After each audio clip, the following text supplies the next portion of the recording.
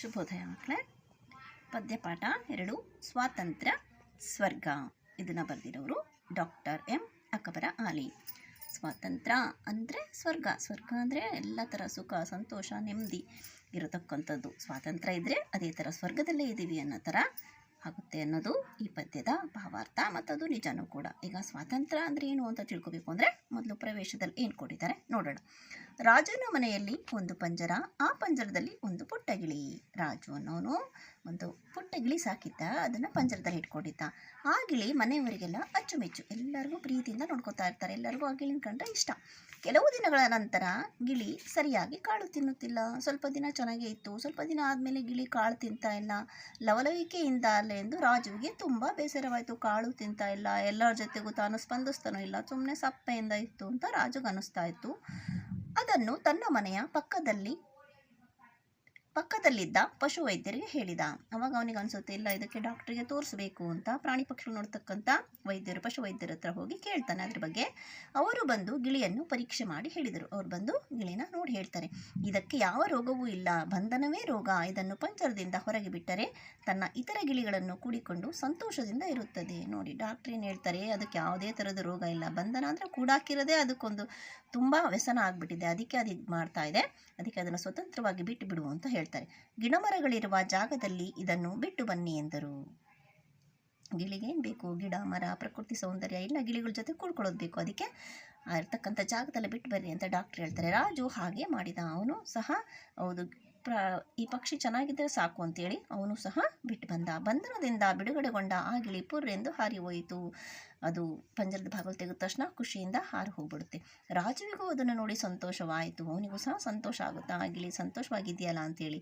ನನ್ನನ್ನು ನನ್ನ ಮನೆಯಿಂದ ದೂರ ಮಾಡಿ ಗಿಳಿಯಂತೆ ಬಂಧನದಲ್ಲಿಟ್ಟಿದ್ದರೆ ಏನಾಗಬಹುದಿತ್ತು ಎಂದು ರಾಜು ಯೋಚಿಸತೊಡಗಿದ್ದ. ಅವನಿಗನಿಸುತ್ತೆ, ಆ ಗಿಳಿನ ತಂದು ನಾನು ಬಂಧನದಂದಿಟ್ಟೆ, ಅಂದರೆ ಪಂಜರದಲ್ಲಿಟ್ಟೆ, ಅದೆಷ್ಟು ನೋವು ವ್ಯಸನ ಪಟ್ಟಿದೆ. ಅಕಸ್ಮಾತ್ ನನಗೂ ಯಾರಾದರೂ ಹೀಗೆ ಮಾಡಿದ್ರೆ ಹೀಗಾಗ್ತಿತ್ತು ಅಂತ ಅವನಿಗೆ ಯೋಚನೆ ಮಾಡಿ ಅವನಿಗೆ ನಾನು ಇಂಥ ತಪ್ಪು ಮಾಡಿದೆ ಅಂತ ಅನಿಸುತ್ತೆ. ಈಗ ಪದ್ಯಕ್ಕೆ ಬರೋಣ. ಒಂದು ಸಲ ಓದ್ಬಿಡೋಣ. ನಿರ್ಭೀತ ನಿರ್ಮುಕ್ತ ಮನವು ತಾನೆಲ್ಲಿಹುದು, ಅಭಿಮಾನ ಧನವೆನಿಪ ಮಸ್ತಕವದು, ಜಗ್ಗದೆಯೇ ಕುಗ್ಗದೆಯೇ ತಗ್ಗದೆಯೇ ಬಗ್ಗದೆಯೇ ಮೇಲ್ಮೊಗದಿ ನೀಟಾಗಿ ನಿಂದಿರುವುದು, ಅಲ್ಲಿ ಆ ಸ್ವಾತಂತ್ರ್ಯ ಸ್ವರ್ಗದಲ್ಲಿ ಓ ತಂದೆ ಏಳಲೈ ಬಾಳಲೈ ನಾಡೆಮ್ಮದು. ಅರಿವು ತಾನ್ ಸರ್ವ ಸ್ವತಂತ್ರವಾಗಲಿಹುದು, ಸಂಕುಚಿತತನ ಮನೋವೃತ್ತಿಯಳಿದು, ವಿಶ್ವವೆಂಬುವುದೆಲ್ಲ ಹೋಳು ಹೋಳಾಗದೆಯೇ ಒಂದಾಗಿ ಚೆಂದಾಗಿ ಬಾಳುತ್ತಿಹುದು, ಅಲ್ಲಿ ಆ ಸ್ವಾತಂತ್ರ್ಯ ಸ್ವರ್ಗದಲ್ಲಿ ಓ ತಂದೆ ಏಳಲೈ ಬಾಳಲೈ ನಾಡೆಮ್ಮದು. ನನ್ನಿತನದಾಳದಿಂದೆಲ್ಲಿ ನುಡಿ ಹೊರಬಹುದು, ದುಡಿಮೆಯೆಂಬುವುದೆಲ್ಲಿ ಮುಂದುವರಿದು, ದಣಿವನ್ನು ಅರಿಯದೆಯೇ ದಣಿವಿಂಗೆ ಮಣಿಯದೆಯೇ ಪೂರ್ಣತೆಗೆ ತನ್ನ ಕೈ ಚಾಚುತ್ತಿಹುದು, ಅಲ್ಲಿ ಆ ಸ್ವಾತಂತ್ರ್ಯ ಸ್ವರ್ಗದಲ್ಲಿ ಓ ತಂದೆ ಏಳಲೈ ಬಾಳಲೈ ನಾಡೆಮ್ಮದು. ಸಂಪ್ರದಾಯದ ನಿಷ್ಠ ರೂಢಿ ನಿಯಮಗಳೆಂಬ ನಿರ್ಜನದ ಮರುಭೂಮಿ ಹರಹಿನಲ್ಲಿ ಸುವಿಚಾರವೆಂದೆಂಬ ಪರಿಶುದ್ಧ ವಾಹಿನಿಯು ಹರಿಗಡಿಯದೆಯೇ ಮುಂದುವರಿಯುವಲ್ಲಿ, ಅಲ್ಲಿ ಆ ಸ್ವಾತಂತ್ರ್ಯ ಸ್ವರ್ಗದಲ್ಲಿ ಓ ತಂದೆ ಏಳಲೈ ಬಾಳಲೈ ನಾಡೆಮ್ಮದು. ನಿತ್ಯ ವೈಶಾಲ್ಯವಹ ನಡೆನುಡಿಗಳಿಂದಾಗಿ ಮನವರಳಿ ತಾನಲ್ಲಿ ಮುಂದರಿವುದು, ನಿನ್ನೊಲವು ನಿನ್ನ ದಯೆ ನಿನ್ನ ಕೃಪೆಯಿಂದಾಗಿ ನಿನ್ನನ್ನೇ ಧ್ರುವತಾರೆಯೆಂದರಿವುದು, ಅಲ್ಲಿ ಆ ಸ್ವಾತಂತ್ರ್ಯ ಸ್ವರ್ಗದಲ್ಲಿ ಓ ತಂದೆ ಏಳಲೈ ಬಾಳಲೈ ನಾಡೆಮ್ಮದು. ಈಗ ಪದ್ಯಕ್ಕೆ ಬರೋಣ. ನಿರ್ಭೀತ ನಿರ್ಮುಕ್ತ ಮನವು ತಾನೆಲ್ಲಿಹುದು. ನಿರ್ಭೀತ, ಭೀತಿ ಅಂದರೆ ಭಯ, ನಿರ್ಭೀತ ಅಂದರೆ ಭಯ ಇಲ್ಲದೆ ಇರತಕ್ಕಂಥದ್ದು. ನಿರ್ಮುಕ್ತ, ಮುಕ್ತ ಅಂದರೆ ಸ್ವತಂತ್ರ, ನಿರ್ಮುಕ್ತ ಅಂದರೆ ಸರ್ವ ಸ್ವತಂತ್ರ. ಅಂತಹ ಮನ ಎಲ್ಲಿಹುದು. ಅಭಿಮಾನ ಧನವೆನಿಪ ಮಸ್ತಕವದು. ಮಸ್ತಕ ಅಂದರೆ ಮಿದುಳು ಅಥವಾ ತಲೆ ಅಥವಾ ಮನುಷ್ಯನ ಅಂಗವಾದ ತಲೆ. ಅಭಿಮಾನ ಧನಿಪ, ಅಭಿಮಾನ ಅಂದರೆ ನಮಗೆ ಅದ್ರ ಬಗ್ಗೆ ಹೆಮ್ಮೆ ಇರಬೇಕು.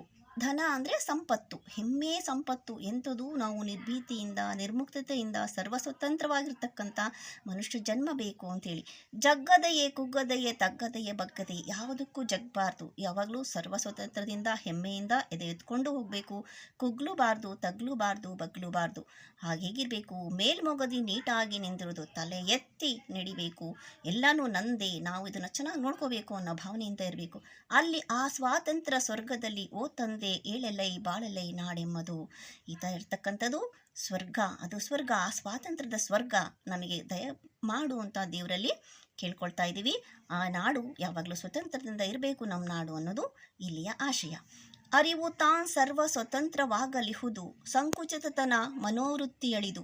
ಅರಿವು ಅಂದರೆ ಜ್ಞಾನ, ಜ್ಞಾನ ತಾನ್ ಸರ್ವ ಸ್ವತಂತ್ರ, ಸರ್ವ ಅಂದರೆ ಸ್ವತಂತ್ರವಾಗಿರೋದು, ಎಲ್ಲ ಕಡೆಯೂ ಜ್ಞಾನನ ಹರಡಬೇಕು.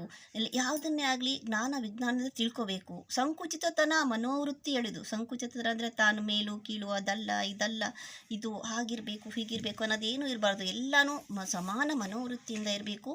ಅಂಥ ಮನೋವೃತ್ತಿ ಅಳಿಬೇಕು. ವಿಶ್ವವೆಂಬುವುದೆಲ್ಲ ಹೋಳು ಹೋಳಾಗದೆಯೇ ಚೆಂದಾಗಿ ಬಾಳುತ್ತಿಹುದು. ಈ ಥರ ಸಂಕುಚಿತನ ಇಲ್ಲದೆ ಇದ್ದರೆ ಏನಾಗುತ್ತೆ, ವಿಶ್ವವೆಲ್ಲ, ಇಡೀ ವಿಶ್ವವೆಲ್ಲ ಒಂದು ಅಂದರೆ ಸಹೋದರತ್ವ ಬರುತ್ತೆ.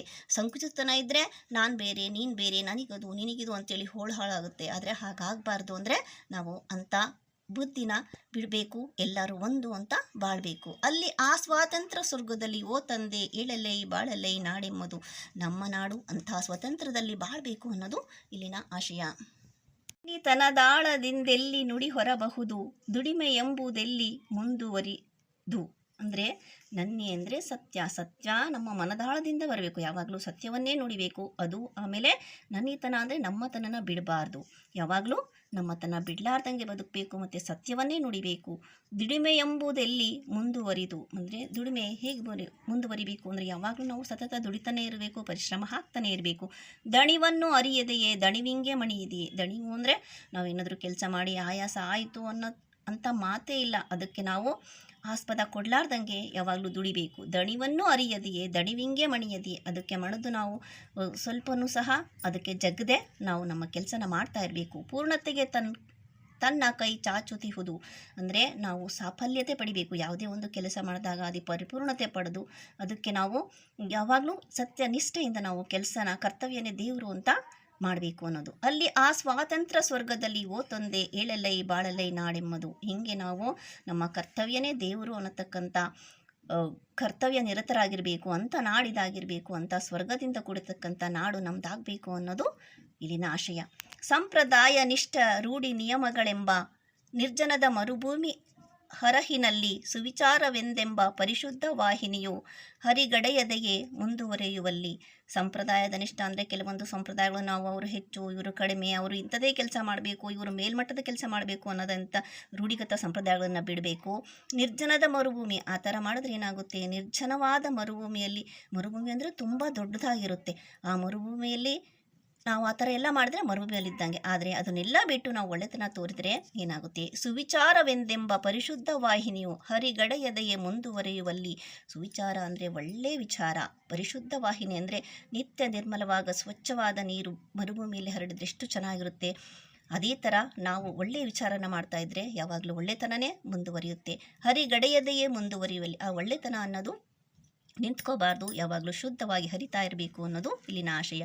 ಅಲ್ಲಿ ಆ ಸ್ವಾತಂತ್ರ್ಯ ಸ್ವರ್ಗದಲ್ಲಿ ಓ ತಂದೆ ಏಳಲೈ ಬಾಳಲೈ ನಾಡೆನೆಂಬುದು. ಇಂತಹ ಸ್ವಾತಂತ್ರ್ಯದ ಸ್ವರ್ಗ, ಅಂತಹ ಬಾಳು ಅಥವಾ ನಮ್ಮ ನಾಡು ಅದಾಗಲಿ ಅನ್ನೋದು ಇಲ್ಲಿನ ಆಶಯ. ನಿತ್ಯ ವೈಶಾಲ್ಯವಹ ನಡೆನುಡಿಗಳಿಂದಾಗಿ ಮನವರಳಿ ತಾನಲ್ಲಿ ಮುಂದುವರಿಯುವುದು. ನಿತ್ಯ ವೈಶಾಲ್ಯ ಅಂದರೆ ವಿಶಾಲ ಮನೋಭಾವ, ಅಂದರೆ ಎಲ್ಲರೂ ಒಂದು ಭ್ರಾತೃತ್ವ ಮೆರಿಬೇಕು ಅಂತ ನಡೆಯಲ್ಲೂ ಇರಬೇಕು, ನುಡಿಯಲ್ಲಿ ಇಂದನೂ ನಾವು ಪಾಲಿಸಬೇಕು. ಬರೀ ಹೇಳಿದರೆ ಮಾತ್ರ ಸಾಲದು, ಅದನ್ನು ನಾವು ಪಾಲಿಸಿ ಮಾಡಬೇಕು. ಮನವರಳಿ ತಾನಲ್ಲಿ ಮುಂದಿರುವುದು. ಎಲ್ಲಿ ಈ ಥರ ವಿಶಾಲತೆ ಇರುತ್ತೋ ಅಲ್ಲಿ ಮನವರಳಿ ಎಲ್ಲರೂ ಒಂದು ಅನ್ನೋ ಭಾವನೆ ಮೂಡುತ್ತೆ. ನಿನ್ನೊಲವು ನಿನ್ನ ದಯೆ ನಿನ್ನ ಕೃಪೆಯಿಂದಾಗಿ ನಿನ್ನನ್ನೇ ಧ್ರುವತಾರೆ ಎಂದರಿಯುವುದು. ನಿನ್ನ ಒಲುಮೆ ಅಂದರೆ ದೇವರ ಒಲುಮೆ, ದೇವರ ದಯೆ, ದೇವರ ಕೃಪೆಯಿಂದ. ಧ್ರುವತಾರೆ ಅಂದರೆ ಎಂದಿಗೂ ಮರೆಯಾಗದ, ಅಚ್ಚಳಿಯದೆ, ನಿತ್ಯ ಸತ್ಯವಾಗಿರ್ತಕ್ಕಂಥ ವಿಶಾಲವಾದ ಮನೋಭಾವದಿಂದ ನಾವು ಇರಬೇಕು. ನಮ್ಮ ನಾಡು ಸ್ವರ್ಗ ಆಗಬೇಕು. ಅಲ್ಲಿ ಆ ಸ್ವಾತಂತ್ರ್ಯ ಸ್ವರ್ಗದಲ್ಲಿ ಓ ತಂದೆ ಏಳಲೈ ಬಾಳಲೈ ನಾಡೆಂಬುದು. ಅಂತಹ ಸ್ವಾತಂತ್ರ್ಯದಂತಹ ಸ್ವರ್ಗ ನಮ್ಮ ಧರೆಯಲ್ಲಿ ಅಂದರೆ ಈ ಭೂಮಿಯಲ್ಲಿರಬೇಕು, ಈ ನಾಡು ನಮ್ಮದಾಗಬೇಕು ಅನ್ನೋದು ಆಶಯ. ಆದ್ದರಿಂದ ನಾವು ಸಹ ನಮ್ಮ ಕರ್ತವ್ಯವನ್ನು ಮೆರಿಬೇಕು. ಯಾರು ಹೆಚ್ಚು ಅಲ್ಲ ಕೀಳು ಅಲ್ಲ, ನಮ್ಮ ಕರ್ತವ್ಯನ ನಾವು ಮಾಡಲೇಬೇಕು. ಮತ್ತೆಲ್ಲರೂ ಒಂದು ಅನ್ನೋದ ಭ್ರಾತೃತ್ವವನ್ನು ನಾವು ಬೆಳೆಸ್ಕೋಬೇಕು ಅನ್ನೋದು ಈ ಪದ್ಯದ ಆಶಯ.